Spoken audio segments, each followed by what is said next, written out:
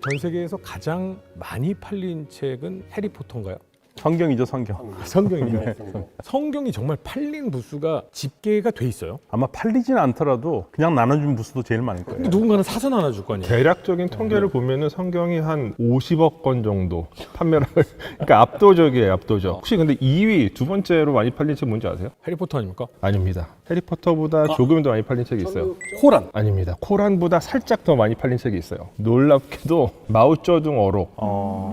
아무래도 중국에 인구가 많다 보니까 한 10억 권 정도 팔렸다고 이제 알려지고 있고, 그 말씀하신 코란이 한 8억 권 정도. 그다음 해리포터는 그 시리즈 전체가 한 6억 권 정도 팔렸다고 알려지고 있습니다. 근데 이제 팔렸다라는 게 좀 그러는데 저 코란을 사본 적은 없거든요. 중간에 사가지고 선물로 주니까 예. 저희 집에도 한 3권 있으니까. 부스로 하면은 예. 아마 저도 보면 이슬람 가면은 호텔만 가면은 방 열면 다 코란이 들어가 있어요. 코란, 뭐 성경 이런 게 호텔에도 많이 비치돼 네, 있잖아요. 네. 근데 이 비품 목록에 안 써 있더라고요. 가져가도 되는 거예요? 가져가도 가져가도 누가 뭐라 돼요. 그러진 네. 않죠. 그렇죠. 가져가는 게 오히려 더 좋죠. 좋죠. 왜냐하면 전파를 할 수 있으니까. 미국 같은 경우 기드온 협회에서 맞아요, 성경. 예, 다 비치해두고 가져가기를 바라는 거죠, 사실은. 근데 이제 성경에 바벨탑의 내용이 나와 있어요. 이건 그냥 전해지는 이야기 같은 거 아니었어요? 그게 많은 분들이 알고 계시겠지만은 사실 세계 유네스코 유산으로 이미 지정이 된 바빌론의 유적이 바벨탑과 가장 가깝다라고는 알려져 있는데, 그게 고고학적으로 뭐 바벨탑이 증명됐다가 아니라 전통적으로 이게 바벨탑일 것이다라고만 얘기 들었거든요. 근데 그게 흔적이 바벨탑은 흔히 우리가 알기로는 쌓아서 하늘 높이 올라가서 닿으리라라는 마음으로 갔다가 뭐 결국은 말도 안 통하고 무너져 내렸다 이런 이야기잖아요. 이제 그렇게 비슷하게 생긴 탑들이 있긴 해요. 예를 들면은 우르에 있는 지구라트가 그런 거고요. 하늘로 올라가거든요. 그리고 이제 가장 원형대로 잘 남아 있는 게 한 기원전 1250년경에 지금 이란 지역에 지금 있거든요. 초가잔빌이라고. 그것도 이제 지구라트 형태인데 신전을 맨 위에 쌓는 겁니다. 신앙에 닿는 거죠. 그 제사장만 올라갈 수 있는 거. 아마 그게 바벨탑의 원형일 것 같아요. 그러니까 이게 우리가 바벨탑 이야기를 하려면 먼저 그 성서의 내용을 좀 살펴봐야 되는데, 이 바벨탑에 관한 이야기는 성서 창세기 11장에 나와요. 그래서 여기서 보면은 이제 사람들이 모여가지고 막 탑을 쌓는데 신이 이것을 신에 대한 도전으로 인식을 하고서 그 사람들의 뭐 언어를 다 이렇게 흐트러놔서 완성하지 못했다, 이런 이야기가 이제 성서에 기록이 돼 있어요. 그리고 나서 이게 바벨이라고 하는 그 표현, 이게 이름을 성서에서는 이게 히브리어 발랄에 근거를 해가지고 뭔가 어지럽히다, 혼란하게 하다. 그래서 뭐 바벨탑을 지음으로써 언어가 이제 막 생겨났다, 이렇게 설명을 하고 있어요. 근데 요 바벨이라고 하는 그 표현은 누가 봐도 바빌론에서 온 표현이에요. 그러니까 이제 성서에서 설명하는 이 발라를 가지고서 얘기하는 설명은 일종의 민간 어원이라고 할 수가 있겠고, 그래서 아마도 이 뭐 바벨탑이 실제 썼다라는 이 말보다는 성서에 기록되어 있는 그 바벨탑 건설의 모티브가 된 것이 무엇이냐를 살펴보는 게 중요할 것 같아요. 근데 이제 그 모티브는 아까 선생님이 말씀하신 것처럼 바빌로니아의 수도였었던 바빌론에 실제 있어요. 실제 있고, 요거는 이제 그 에테메난키라고 하는 어떤 탑 유적이 있거든요. 여기 근데 상부 구조는 지금은 남겨져 있지 않은데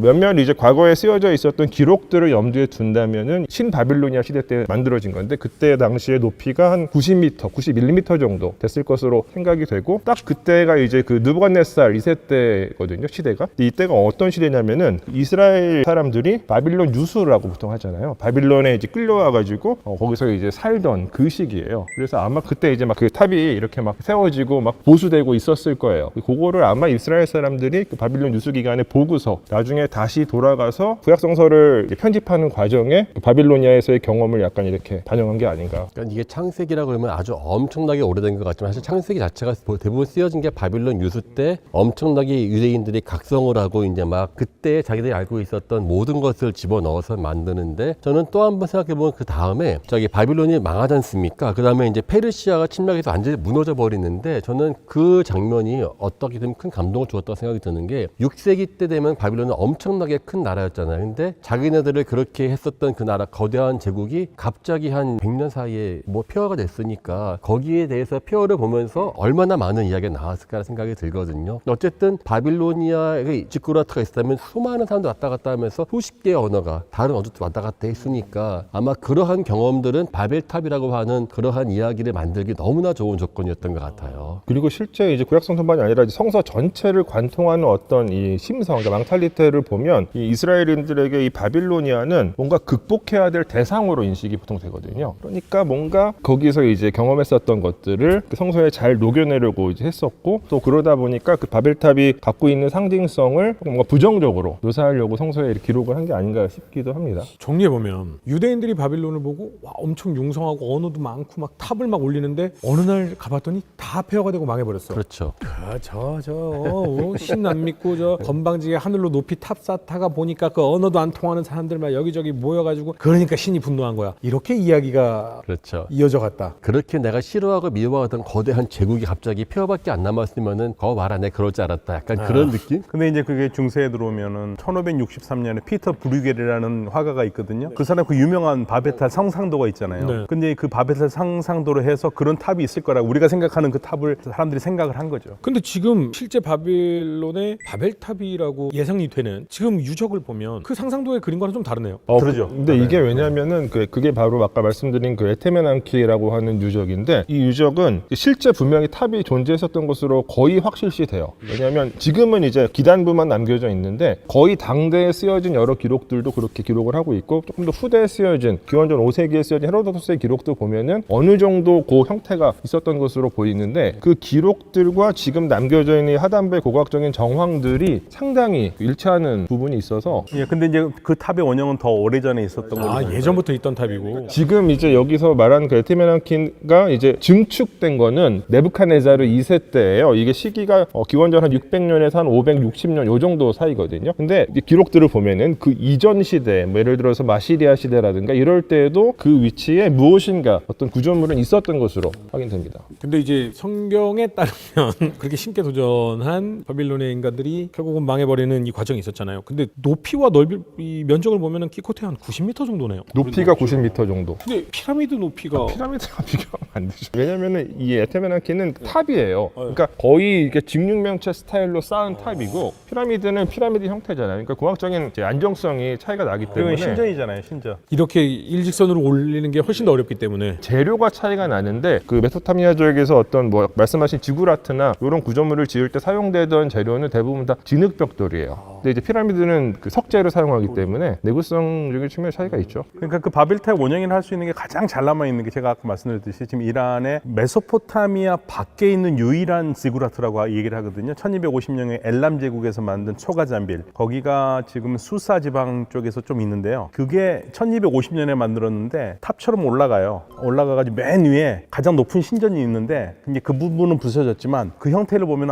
과거에 어떻게 만들었겠구나 하는 게 이제 보이는 거죠. 어쨌든 신전이니까 매번 올라가야 되거든요. 신전 예배 볼 때마다 90m 올라가야 돼요. 제사장님은 운동을 하셔야 됩니다. 그리고 제사장밖에 못 올라가요. 근데 성경 얘기를 해봤는데 종교를 가지고 있던 그렇지 않던 당연히 모든 사람들이 어느 정도는 알고 있는 내용들이 있잖아요. 그 중에 하나가 에덴 동산 아담과 이브를 모르는 사람은 아마 없을 거예요. 에덴 동산도 여기가 에덴 동산이야 라고 하는 주장되는 지역들이 있어요. 그래서 실제로 이제 공학적으로 에덴 동산의 어떤 실체를 확인할 수 있는 증거는 아직까지는 확인되고 있진 않은데, 이게 아마 에덴 동산이라고 하는 일종의 담론화된 이 신화의 영역인데, 이거는 그 성서에서 뭔가 전하고자 하는 메시지를 분명하게 하기 위해서 만들어낸 문학적인 장치인 것 같아요. 근데 이제 말씀하신 것처럼 성서에 보면 굉장히 자세하게 그 위치가 기록이 되어 네네. 있어요. 그래서 대표적으로 4개의 강이 나오거든요. 4개의 강이 이렇게 같이 흘러 들어가는 곳에 위치하고 있다. 그래서 뭐 비손, 기혼, 히데겔, 뭐 유프라데 이런 강 이름이 나오는데, 여기서 히데겔하고 유프라데는 어떤 강인지 분명히 알죠. 히데겔은 티그리스, 유프라데는 유프라테스 강이에요. 근데 문제는 비손이랑 기혼 강인데 이게 해석하기 나름이에요. 기혼 강 같은 경우는 거기 이제 쿠시 지역을 흘러간다라고 보통 이제 기록이 되어 있는데, 여기서 말하는 쿠시는 누비아 지역이거든요. 누비아는 이집트 하려네요. 이집트 남쪽이잖아요. 네. 그러면 여기서 말하는 기혼강은 나일강이에요.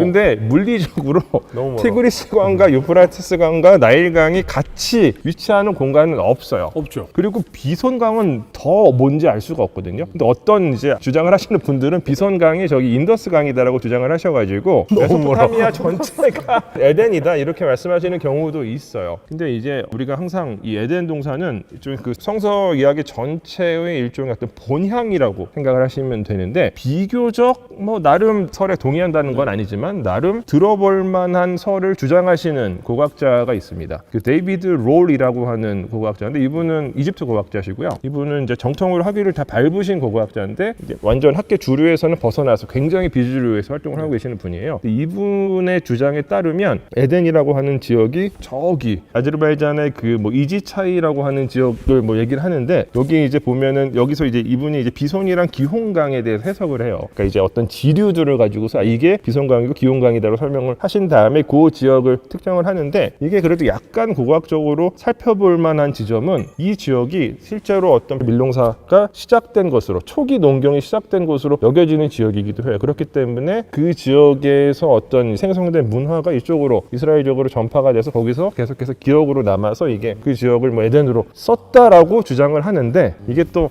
제가 소개 차원에서 말씀을 드립니다. 일반적으로 굉장히 먹고 사는 게 팍팍했던 시절에 저 지역에서는 막 식물도 많이 자라고 먹을 것도 많고, 그러면 저과 꿀이 흐르는 에덴 동산처럼 느껴지는, 뭐 이렇게 이 해석을 하셨다라는 거죠. 에덴은 캘리포니아라고 미국 사람들은 그렇게. 미국이요? 아메리카 대륙이라고요? 네, 그렇죠. 에덴 동산이죠. 캘리포니아가 완벽한 기후와 풍광과 살기가 너무 네, 좋아서. 네, 네. 산타 바바라 정도 될까요? 뭐 그 정도. 그러니까 이게 결국 에덴은 모든 사람들이 그 당시에 자기들이 지향하는 그 이상향인데, 지금 말씀하신 아제르바이잔설도 있고, 아르메니아 사람들은 또 아라라산이다 이렇게 이야기하는 사람도 있고, 적도다, 어떤 사람은 북극에다가 놓으시는 분도 있어요. 모든 사람들이 자기가 있는 지역을 가장 그 에덴으로 투영시키는데, 저는 그래서 예전에 그 친학자죠 오케아누스 강이라는 것을 설정해서 상징적인 그러한 가장 이상적인 강을 만들고 그걸 에덴에 비정시키거든요. 그러니까 그런 식으로 마치 에덴이라는 거는 구체적인 하나의 지명이 아니라 마치 자신의 욕망을 투영하는 그러한 필터 같다는 생각을 좀 많이 했어요. 또 그리고 그러한 패러다이스는 전 세계 모든 데에 다 있습니다.